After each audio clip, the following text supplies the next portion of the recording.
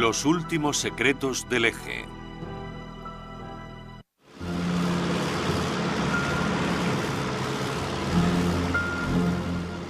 El verano de 1942, mientras el ejército alemán aún avanzaba hacia el este, un avión del eje sobrevolaba Stalingrado.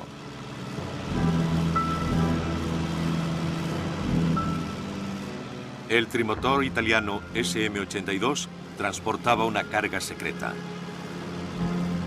No volaba en dirección oeste hacia Berlín o Roma, sino al este, a través de la Rusia de Stalin. Durante miles de kilómetros, atravesó territorio soviético hostil. Su destino era la Manchuria japonesa. El avión llevaba a los japoneses planos italianos de motores a reacción. Siempre se olvida que los italianos estaban muy avanzados en tecnología a reacción cuando comenzó la guerra. Los japoneses pensaron que si la conseguían, podrían crear aviones para derribar a los B-29 que estaban por llegar. Con esa tecnología pudieron construir aparatos mucho más avanzados que los alemanes. Aunque muchos de estos aviones nunca llegaron a ver la luz del día, uno construido por los japoneses con la ayuda de la tecnología italiana, que llegó vía Stalingrado, fue el Oka, o Flor de Cerezo. Un misil tripulado propulsado por un cohete lanzado desde un avión nodriza contra barcos de guerra estadounidenses. Una versión previa poco fiable fue utilizada en el Pacífico, pero su poca velocidad la hizo vulnerable y fue derribada.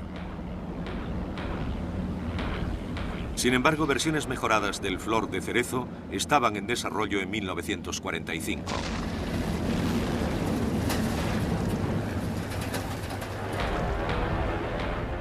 Antes de acabar la guerra habían sido construidos 50 Okas propulsados por reactores de diseño italiano.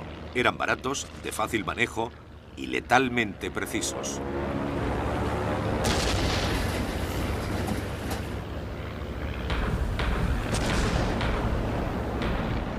A medida que Japón construía sus secretos cohetes y aviones a reacción, Alemania se encaminaba hacia la derrota.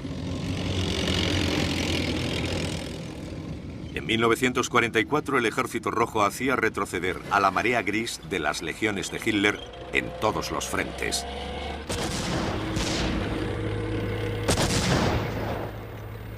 Británicos y estadounidenses luchaban en Italia y había planes en curso para el desembarco de tropas aliadas en la costa francesa.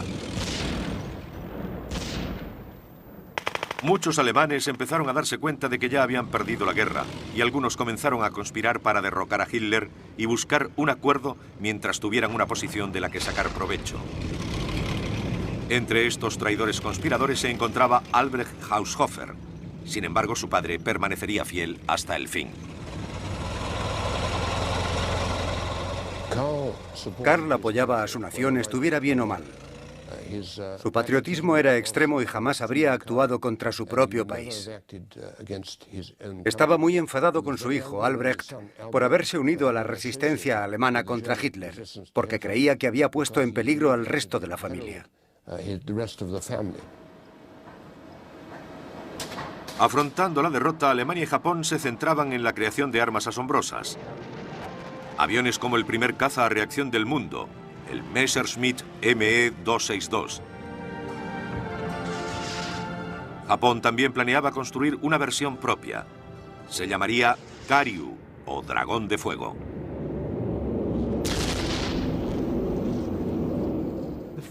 El Dragón de Fuego habría podido volar a unos 300 kilómetros por hora más rápido que cualquier caza norteamericano, más rápido que un Mustang, un Thunderbolt o un Lightning. Japón también tenía una versión del increíble Messerschmitt M163. Se llamaba Chuchi, como la estocada mortal de la espada samurái. Impulsado por cohetes, el Chuchi podía elevarse en solo 2 minutos y medio para alcanzar a un B-29 que volase a unos 8 kilómetros de altura. Superaba los 950 kilómetros hora y estaba armado con 2 cañones de 30 milímetros.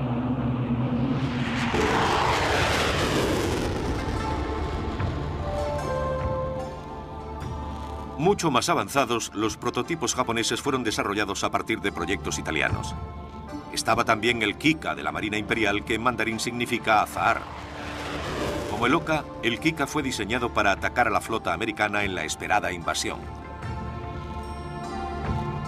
De forma parecida al famoso ME-262 alemán, pero más pequeño, el Kika tenía alas abatibles para poder ser escondidos en cuevas a salvo de los bombardeos norteamericanos. La Marina encargó 200.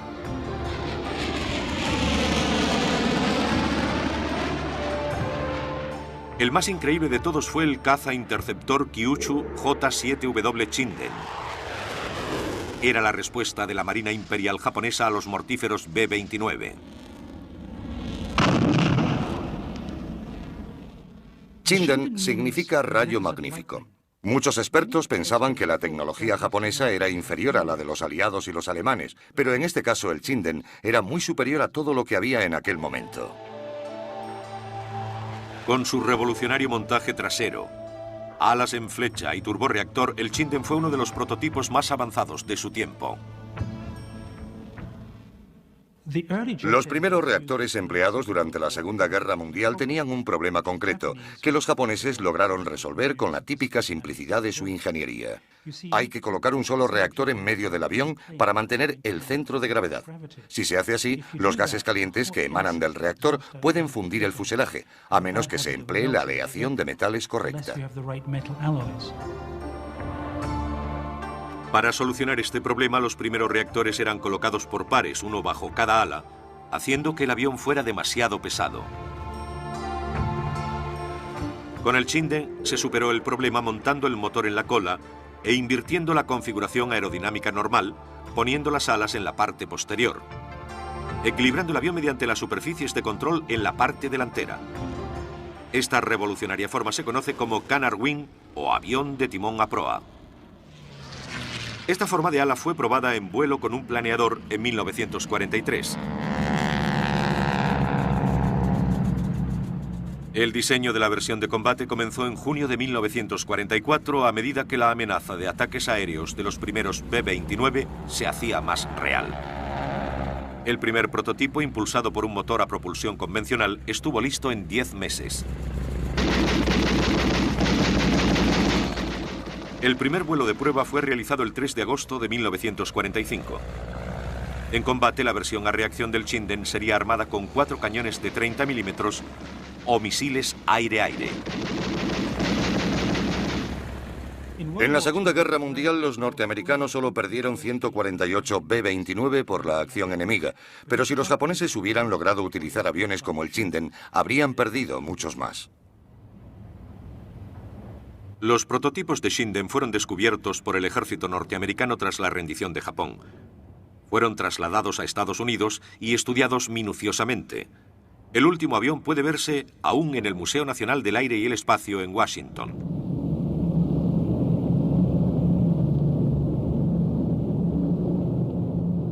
A los japoneses les resultaba muy difícil destruir los bombarderos estadounidenses porque sus aviones no funcionaban bien en altitudes extremas. Incluso cuando comenzaron los bombardeos de saturación con napalm a menor altitud, los japoneses no disponían de baterías antiaéreas, radares y aviones suficientes para causar un gran daño. No obstante, 200 Chinden hubieran bastado para evitar los bombardeos de Tokio. En 1945 la tecnología japonesa de cohetes y propulsión a reacción era superior a la de los Estados Unidos. De haberla empleado, podrían haberse equiparado a las fuerzas norteamericanas. Aún había un último avión japonés superior a todos los demás que hubiera impactado dramáticamente en el curso de la Segunda Guerra Mundial.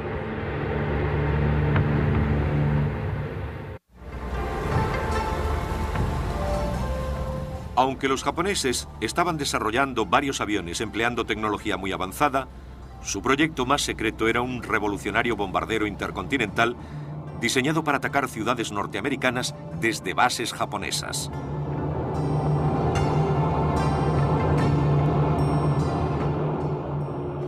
Se llamaba Nakajima G-10N1 Fugaku, o Monte Fuji, un símbolo tradicional japonés. El Fugaku estaría propulsado por 6 motores Nakajima KK-11, cada uno de 5.000 caballos de potencia. Fue diseñado para volar a una altitud de casi 10.000 metros y una velocidad de 680 km/h, mucho más rápido que cualquier caza norteamericano. Estaría protegido por 4 cañones de 20 milímetros.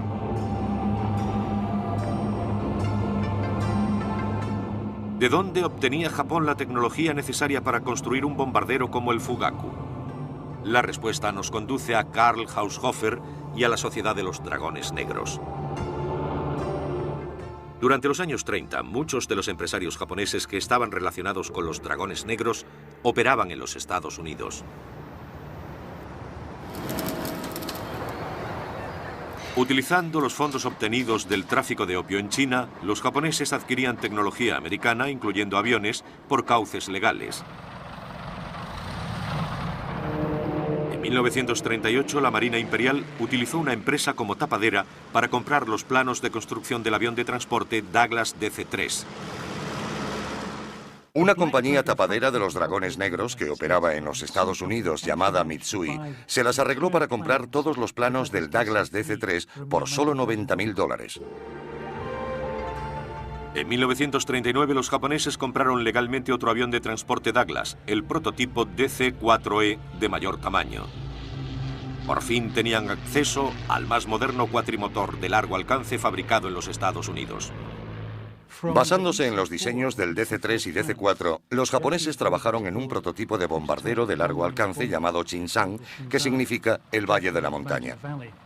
Cuando al fin lo construyeron, no resultó ser tan bueno. Tenía poca potencia, pero les proporcionó la tecnología necesaria para hacer el bombardero Fugaku. Los japoneses también compraron otra tecnología estadounidense, el Lockheed LO, el North American N-16, cazas Seversky e hidroaviones Douglas. Así incorporaron los secretos de la tecnología aeronáutica norteamericana a la maquinaria militar que emplearon en la Guerra del Pacífico.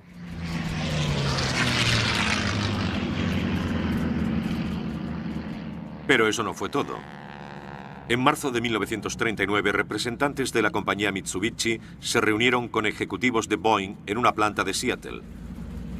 Discutieron sobre la compra de los planos del Boeing B-17 Fortaleza Volante, pero falló el intento de que les diseñaran un bombardero basado en la tecnología del B-17. Boeing consideraba inviable políticamente diseñar el bombardero en la sede de la empresa, pero los japoneses podían utilizar un hotel o una oficina cercana para hacer un diseño conjunto. Boeing dijo necesitar permiso del gobierno para fabricarlo, y mientras el ejército japonés consideraba el asunto, estalló la Segunda Guerra Mundial y el trato no llegó a nada. Gracias a sus contactos comerciales, los japoneses pudieron desarrollar su tecnología de bombarderos. De hecho, el Fugaku tiene su origen en el DC-4 e incluso en el B-17. Pero los japoneses fueron más allá. Estaban construyendo un bombardero intercontinental. El increíble alcance del Fugaku era de unos 14.500 kilómetros, lo que le hubiera permitido atacar ciudades de la costa oeste norteamericana y volver con seguridad a su base.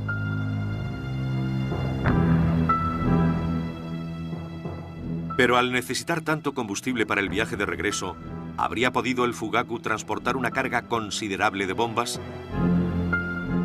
Aquí en la remota Manchuria, a medida que la Segunda Guerra Mundial llegaba a su fin, residía el último gran secreto del eje. Un arma tan asombrosa que podría haber salvado al eje de su funesto destino, predicho años antes por los Haushofer. Mientras esta arma era perfeccionada, los Haushofer harían un último intento por cambiar el curso de la historia. El complot de julio de 1944 para asesinar a Adolf Hitler fue el más serio intento para matarlo a lo largo de su etapa como Führer nazi, y casi tuvo éxito. Pero por un extraño golpe de suerte, la bomba fue situada al otro extremo de la fuerte mesa de roble y la explosión se dirigió hacia arriba, matando a quienes rodeaban a Hitler, pero no a él. La bomba había sido colocada por un oficial de alto rango, Klaus von Stauffenberg, que formaba parte de una gran conspiración para instaurar un gobierno civil en Alemania y negociar la paz con los aliados. Entre los conspiradores se encontraba Albrecht Haushofer.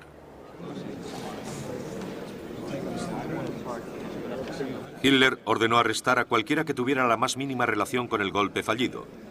Karl Haushofer, que probablemente no formaba parte del complot, también fue detenido. Fue enviado al campo de concentración de Dachau. Albrecht escapó a las montañas de su Baviera natal y no pudo ser capturado hasta diciembre, cuando una patrulla de la Gestapo descubrió por casualidad que salía humo del Enil en el que se había escondido. Fue llevado ante Himmler, al cuartel general de la Gestapo en Berlín.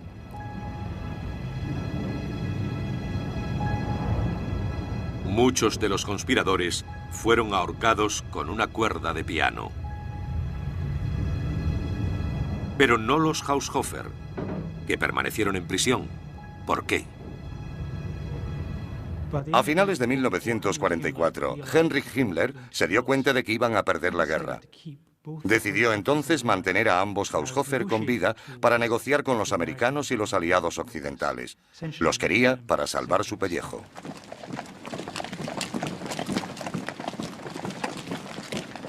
Aunque los alemanes estuvieran acabados, Japón aún era militarmente fuerte.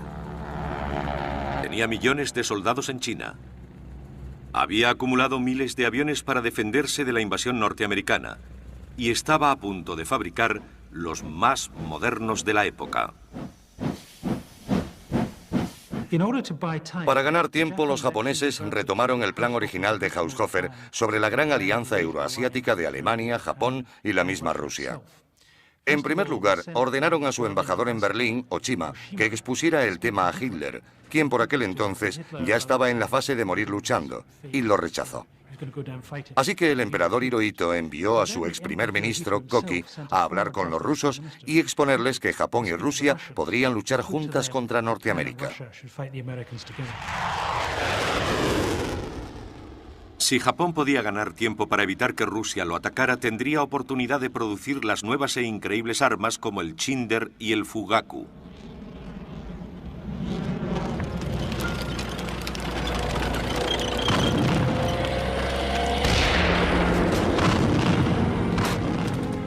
El tiempo se acababa.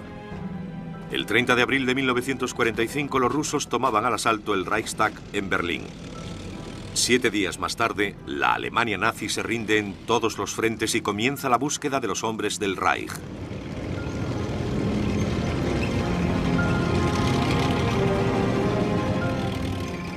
Pero hubo uno al que no encontraron. Antes del final, Hitler había ordenado a la Gestapo ejecutar a todos los prisioneros. Solo 4 horas antes de su liberación, Albrecht Haushofer fue sacado de la prisión Moabit y asesinado de un tiro en la nuca. Albrecht fue ejecutado el 23 de abril de 1945 tras habérsele prometido la libertad junto con los últimos que quedaban de la resistencia alemana contra Hitler. Cuando fue encontrado tenía en sus manos los sonetos de Moabit. Uno de ellos, titulado Culpa, decía: «No soy culpable del modo en que el juez piensa que lo soy, pero lo soy en otro sentido. Lo avisé, pero mis advertencias eran demasiado débiles. Hoy sé dónde reside mi culpa».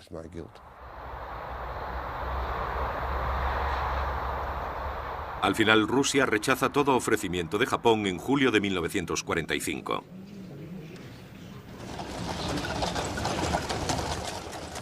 La última potencia del eje se queda sola en la lucha. Pero lejos de Tokio y las islas de Japón, en las tierras vírgenes de la ocupada Manchuria, Japón ocultaba un arma secreta que podría aún arrancar la victoria de las garras de la derrota. Un arma capaz de provocar una destrucción masiva nunca vista.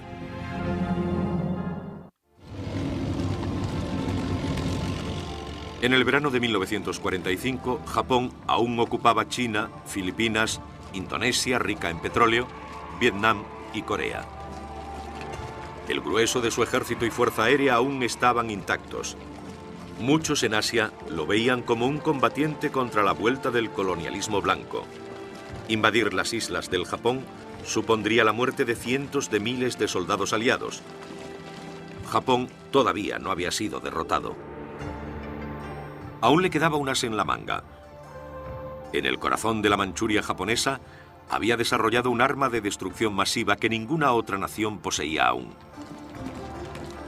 Un arma que podía emplear para atacar a los Estados Unidos. Había sido desarrollada por la Unidad 731, creación de un científico del ejército, el general Shiro Ishii. Ishii nació en 1892 en el pueblo de Kamo, al este de Tokio. Hijo de un rico terrateniente feudal, Ishii estudió medicina interesándose por la bacteriología. Nacionalista acérrimo, ingresó en el ejército tras graduarse. En abril de 1928, Ishii realizó un viaje de investigación durante 2 años, visitando 30 países. Entre ellos, Alemania, interesado en estudiar el uso del gas tóxico por su ejército durante la Primera Guerra Mundial.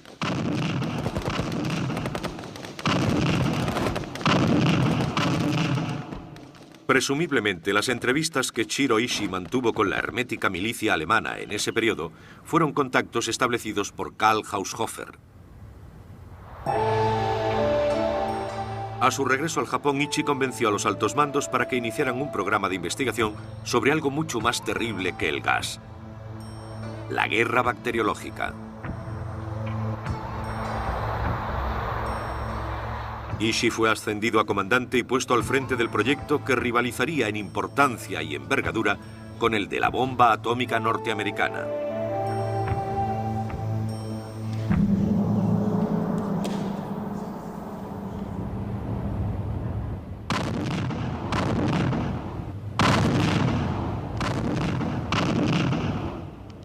En 1931 los japoneses atacaron y arrebataron a China las extensas tierras de Manchuria, que se convirtió en la base de operaciones de la Sociedad de los Dragones Negros. Los dragones negros financiaban gran parte de la industria y de las empresas de Manchuria con dinero blanqueado obtenido del control del mercado chino del opio. Era el lugar ideal para construir una instalación para preparar la guerra biológica. Era un lugar remoto. Estaba controlado por una nefasta alianza de los dragones negros y el ejército. El secreto estaba garantizado. En 1938 comenzó la construcción de un complejo de investigación en Pingfang. Ocupaba 3 kilómetros cuadrados de terreno y tardó 2 años en construirse. La base era tan secreta que los aviones militares japoneses tenían prohibido sobrevolar la zona. Aquí comienza Ishii a construir sus armas biológicas. El propósito de sus experimentos era conocer las enfermedades más virulentas para uso militar. Intentaron de todo, pero de hecho ocurrió que la antigua peste bubónica medieval era la peor enfermedad posible. Menos mal que realizaron estos experimentos en la lejana Manchuria, porque al final Ishii almacenó tanta plaga bubónica como para eliminar a toda la raza humana.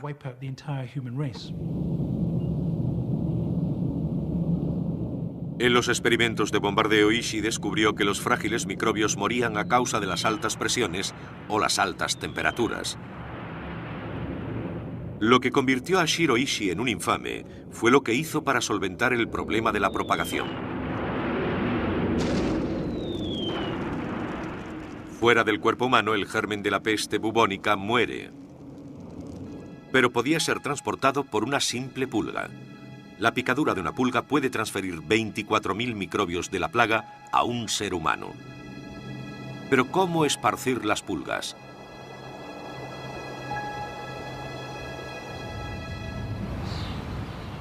Los métodos tradicionales de bombardeo las habrían matado con la explosión. Tras años de intenso desarrollo, Ishii hizo un gran avance. ¿Qué ocurriría si la carcasa de las bombas estuviera hecha de arcilla? Requeriría menos carga para que la bomba explotara, preservando las pulgas portadoras para que pudieran esparcir su carga letal. En 1944, un año antes del primer experimento norteamericano con la bomba atómica, Ishii creó su primera bomba biológica. ¿Funcionaría? Es la primera arma inteligente del mundo. La bomba se divide en 2 partes. Un contenedor de porcelana se frena con un paracaídas. Va cargado con 30.000 pulgas portadoras de la plaga y oxígeno para mantenerlas vivas. Un radiofaro llega antes a tierra y al entrar en contacto con el suelo, detona la bomba biológica a la más letal y efectiva altitud. El experimento probó que el 80% de las pulgas portadoras de bacterias sobrevivieron a la explosión. Así que Ichi sabía que había logrado un arma y rápidamente comenzó a trabajar en bombas biológicas de anthrax y de tifus. Solo le quedaba demostrar que mataban a personas, y esta es la parte más horrible de sus experimentos más allá de la tecnología. Experimentó con personas vivas para demostrar que sus armas funcionaban. Utilizó a campesinos y soldados chinos cautivos y, sobre todo, a pilotos prisioneros del bando aliado.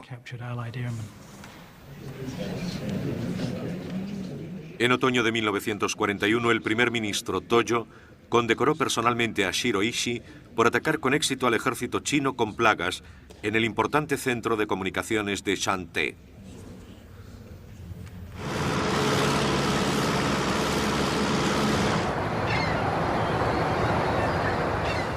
El 18 de abril de 1942, Estados Unidos se venga de Pearl Harbor.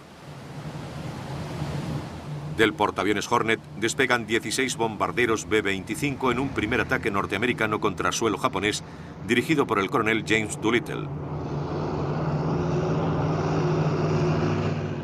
Los objetivos son Tokio, Kobe, Nagoya y Osaka. El daño fue escaso. 90 edificios fueron destruidos y murieron 90 personas. Pero el orgullo japonés quedó ultrajado. Al principio los japoneses respondieron atacando aquellas partes de China, la región Chekiang, en las que habían aterrizado los bombarderos de Doolittle. Pero aquello era tan solo el preludio de un siniestro complot urdido por Shiro Ichi. Los japoneses simularon la retirada para que los chinos avanzaran, pero sembraron el suelo por el que debían pasar los chinos con armas biológicas mortales.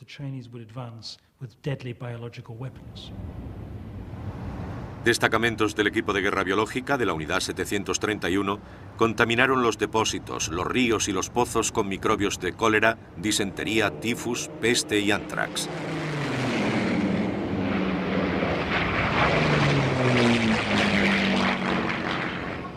La trampa surtió efecto. Aproximadamente 250.000 de civiles y militares chinos murieron en los vengativos ataques como respuesta al bombardeo de Doolittle. Mucha gente murió como resultado de la guerra biológica. Pero mediante la utilización de enfermedades naturales, los japoneses podían ocultar las verdaderas cifras. ¿Era esta la carga mortal que el Fugaku con sus 6 motores habría transportado hasta América a través del Pacífico? Los japoneses realizaron grandes esfuerzos para desarrollar métodos de ataque contra los Estados Unidos con submarinos, aviones o globos. No hay duda de que habrían podido esparcir las armas biológicas de Ichi si hubieran querido. Y si lo hubieran hecho, quizás cientos de miles de norteamericanos habrían muerto. El verano de 1945, la Unidad 731 se embarcó en su más peligrosa operación. Su nombre en clave, Flores de Cerezo por la Noche. La intención era emplear el nuevo portaaviones submarino I-400 de la Marina Imperial. El día fijado, el 22 de septiembre de 1945. El plan, atacar San Diego con bombas de peste bubónica construidas por la Unidad 731. El proyecto del ejército japonés de emplear armas biológicas contra los Estados Unidos se llamó Flores de Cerezo por la Noche. Afortunadamente, el ejército japonés no tenía listo el sistema de distribución. El bombardero Fugaku aún no estaba operativo. El método alternativo para distribuir las armas era emplear los portaaviones submarinos secretos de la Marina, los gigantes I-400. El ejército y la armada no llegaban a un acuerdo para utilizar esos submarinos, porque la Marina quería reservarlos para ataques kamikazes contra los portaaviones norteamericanos.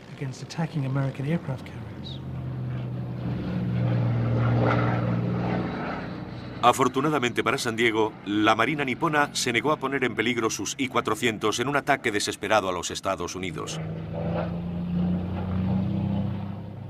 Quizás si los japoneses hubieran amenazado públicamente con utilizar sus armas biológicas contra los Estados Unidos, esto hubiera disuadido a Norteamérica de emplear bombas atómicas contra Hiroshima y Nagasaki. En 1945, la factoría de Pingfang producía estas armas biológicas en cantidades masivas. Japón también trabajaba en armas nucleares.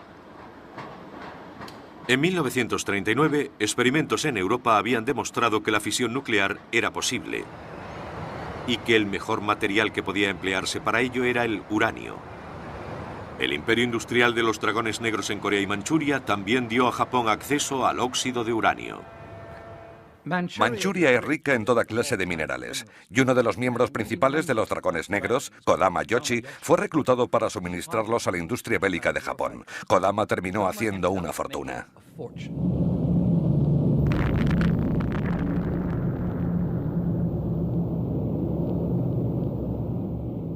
Una bomba atómica norteamericana acabó con la Segunda Guerra Mundial.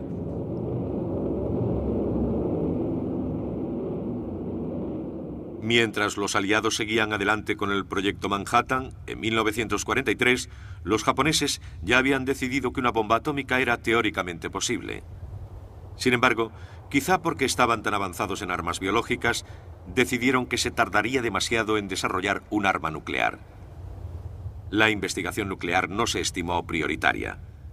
¿Pero por qué los japoneses jamás emplearon sus armas biológicas? Después de lo de Hiroshima, el alto mando japonés se dio cuenta de que había perdido la guerra. Y en vez de usar las armas biológicas, Ichi decidió que podía entregar sus secretos a los norteamericanos a cambio de inmunidad. Ichi y los miembros de la Unidad 731 escaparon de la persecución después de la guerra. De hecho, Ichi se convirtió en asesor del ejército estadounidense sobre armas químicas y biológicas. El 7 de abril de 1987, el gobierno japonés admitió por fin la existencia de la Unidad 731. También admitió que a Shiro Ishii, padre del proyecto de la guerra biológica de Japón, se le había pagado una pensión de jubilación por su trabajo. Murió el 9 de octubre de 1959 a la edad de 67 años. Las plagas biológicas de Shiro Ishii no han muerto. Incluso 60 años después, distintas variedades evolucionadas de la peste bubónica de Ishii aún arrasan zonas de China. Hoy los parientes de las víctimas de aquellos ataques aún intentan obtener alguna compensación de los tribunales japoneses.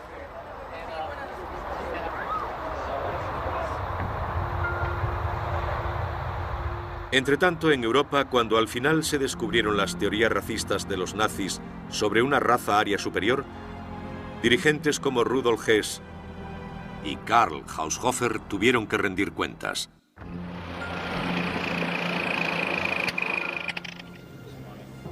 En 1946, los aliados llevan a juicio a los líderes nazis en Nuremberg. En el banco de los acusados se sienta, entre otros, Rudolf Hess. Fue entregado por Gran Bretaña para enjuiciar los actos cometidos a lo largo de su vida y para un último encuentro con Karl Haushofer. Liberado de un campo de concentración nazi en 1945, Haushofer no pasó desapercibido. El Merlín de Hitler, el inspirador de Mein Kampf y arquitecto de la Alianza del Eje, fue llevado a Nuremberg para enfrentarse a Hess por uno de sus más viejos adversarios, el padre Edmund Walsh. Después de la guerra, el padre Edmund Walsh vio a Karl Haushofer a petición de las Fuerzas Armadas norteamericanas. Decidió que no debería ser procesado por crímenes de guerra, ya que su papel fue consultivo e intelectual, por lo que no debería ser llevado a juicio. Sin embargo, Haushofer fue llevado a Nuremberg y quedó horrorizado al ver la ciudad totalmente destruida. Y cuando se le pidió que viera a Hess, este se negó a reconocerlo, alegando que tenía amnesia y no podía recordar. Los británicos reconocieron posteriormente que habían aplicado drogas a Hess, el suero de la verdad, para intentar sonsacarle información. Pudo suceder perfectamente que afectaran a su estabilidad mental y física. Sin embargo, los aliados pensaban que Hess estaba fingiendo, así que llevaron a su viejo amigo Karl Haushofer a que le viera y darle así un empujoncito a su memoria. Haushofer le habló a Hess de la familia, de su mujer y su hijo, pero él siguió afirmando que no podía recordar a nadie. Estuviera mintiendo o no, Hess fue hallado culpable de crímenes de guerra y sentenciado a prisión el resto de su vida. Desde el banquillo de los acusados, realizó un extraordinario discurso. Estoy feliz de saber que he cumplido mi deber con mi pueblo, mi deber como alemán, como nacionalsocialista y como buen discípulo del Führer. No me arrepiento de nada. Rudolf Hess, quien fuera lugarteniente de Hitler, el alumno y protegido de Karl Haushofer, pasó los siguientes 47 años en la prisión de Spandau, los últimos 21 en total soledad.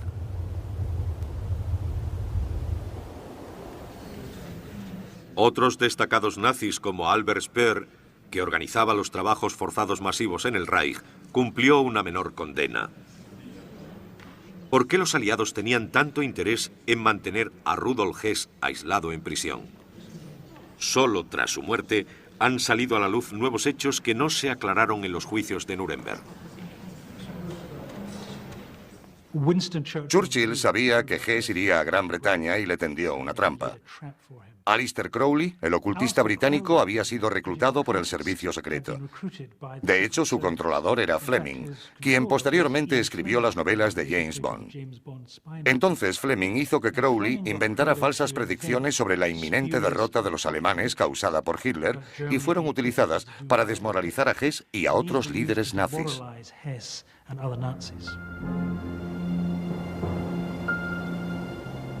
Rudolf Hess, el último nazi, fue hallado muerto misteriosamente estrangulado en el Hospital Militar Inglés de Berlín en agosto de 1987. En su lápida puede leerse: "Yo asumí el riesgo". Otros dirigentes nazis declarados culpables en los juicios de Nuremberg fueron igualmente colgados o sentenciados a largas temporadas en prisión. El amigo de Haushofer, el ministro de Asuntos Exteriores Ribbentrop, fue ahorcado. Y Hermann Göring, que sucedió a Hess como viceführer, se suicidó. ¿Qué ocurrió con Karl Haushofer? En 1947, a la edad de 75 años, él y su esposa se suicidaron. Su esposa tomó veneno, pero Karl lo hizo al tradicional estilo japonés, clavándose a sí mismo una espada samurái en una ceremonia llamada seppuku.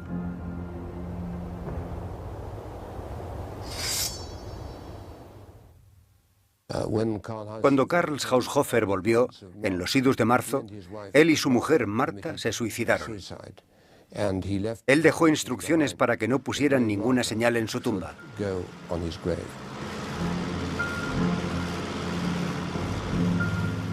A través del continente eurasiático, el resultado final de las teorías geopolíticas de Haushofer y del Lebensraum era la destrucción y la masacre a una escala jamás antes vista. El derecho de las naciones poderosas a conquistar y explotar las tierras de sus débiles vecinos, combinado con las falsas doctrinas de la superioridad racial, culminaron con el asesinato en masa y el genocidio.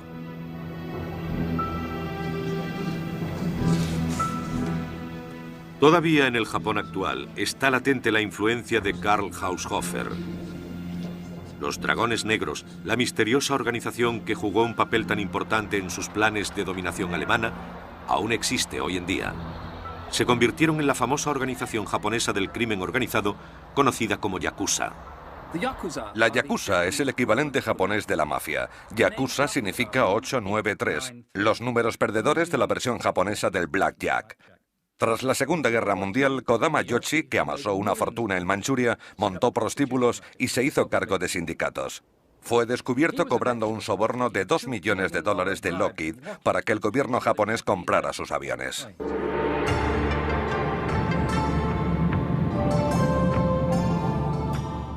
Cualquier ideal que hubieran podido tener los Dragones Negros murió con el eje y los planes imperialistas de Japón.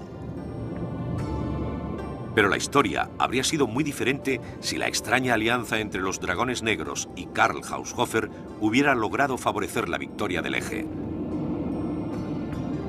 Pudo haber llegado el día en que los bombarderos Fugaku hubieran atravesado el Pacífico rumbo a San Francisco, cargados con sus mortales armas biológicas. Cuando Hitler rechazó el consejo de Karl Haushofer, hizo que la profecía de Lord Kitchener se hiciera realidad y América se convirtiera en una gran potencia. De hecho, la única potencia mundial hoy en día. Si Haushofer hubiera tenido éxito, el Eje habría ganado y América sería hoy una colonia alemana. Si los planes de Haushofer hubieran dado fruto, los aviones del Eje, como el excepcional Fugaku, habrían llevado el virus del Lebensraum a Norteamérica.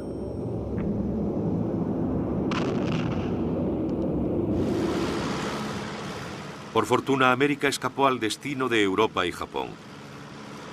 Las potencias del Eje fueron derrotadas antes de que pudieran desplegar su tecnología para alcanzar sus fines de dominación mundial. En Europa la guerra había costado cerca de 20 millones de vidas humanas.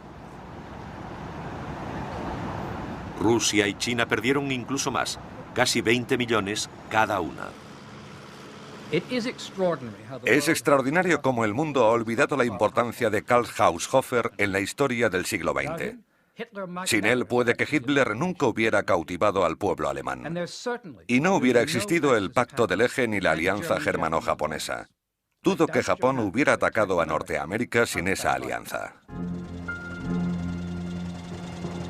Aunque Karl Haushofer nunca fue llevado a juicio, él mismo reconoció las horribles consecuencias de sus propias ideas.